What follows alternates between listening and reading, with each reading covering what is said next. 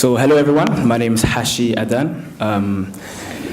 Today's poem I'm going to read to you is about what I want Somalia to be in 2030, inshallah.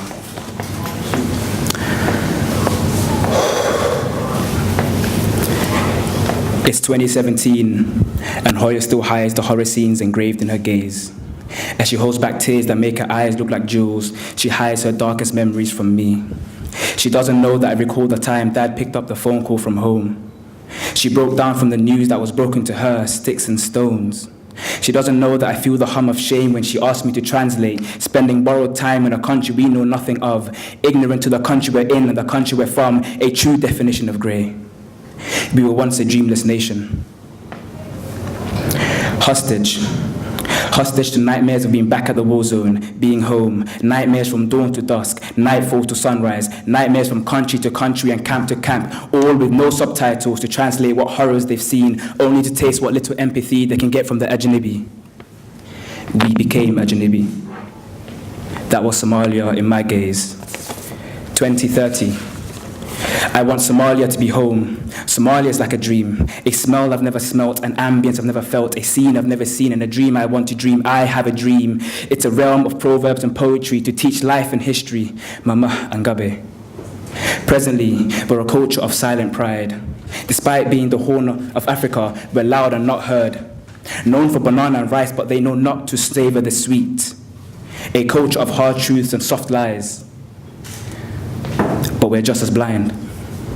So I desire the sight that my son realize the blood that flows through his veins, for him to tread on the land his grandmother tread on, to digest the food his grandfather lived off, and taste the rain our fathers bathed in. I have a dream. My daughter carries the weight of the culture draped over her shoulders like a garabsar, burdenless to the eyes of the spiteful. Wear her scarf with pride, and carry it with pride, and carry it with a smile brighter than a moonlit sky, for it is a veil that encompasses the ocean, which is her beauty. I have a dream that, as Ali said, me, we, I want them to be us, but bills to be brethren. I have a dream that my son bleeds tears from his heart as his vein tastes the pain of history, and cry and rejoice as he can call Somalia his home again. For us, diaspora have been orphaned of our cultures. It wasn't safe enough to be home, not even for Dagan Alis. Somali Ali, so I can learn from the Gabe. Thank you very much.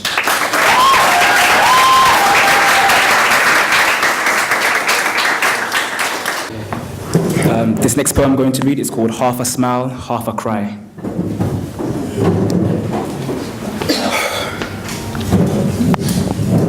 How can you find your other half if you're yet to be complete? How can you cherish a smile if you've forgotten what it feels like because you no longer smile with your eyes, you smile a smile from the tightening of your lips, as if to tighten your grip on reality? Like you're stopping the tears from running down your cheeks, actually it seems it's because you're pacifying yourself as you patiently endure the agony of giving pieces of yourself to others.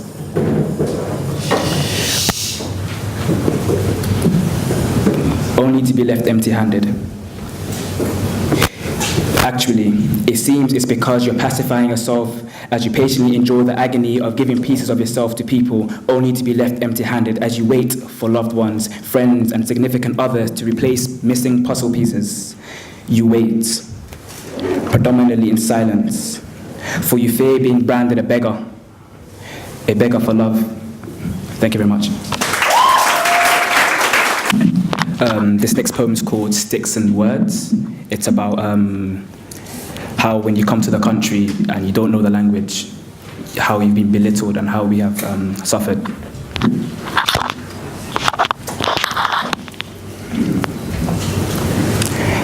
How can I tell you my most vulnerable thoughts if I can't let you see my naked mind? My mind with no cloth to hide the strands of expression, the roots of my emotion. How can I show you the contents of my mind if you can't see that it's worth searching for? Treasures in a gold mine.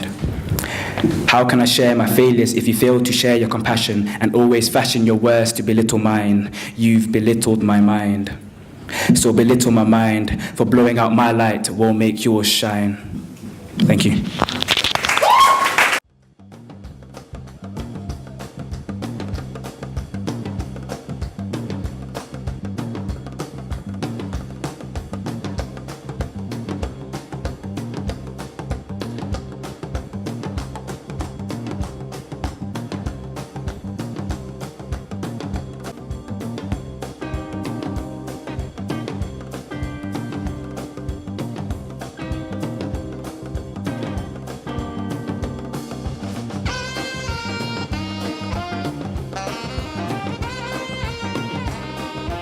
What this exhibition hopefully would achieve is to show Somalis and Somalia in a different light.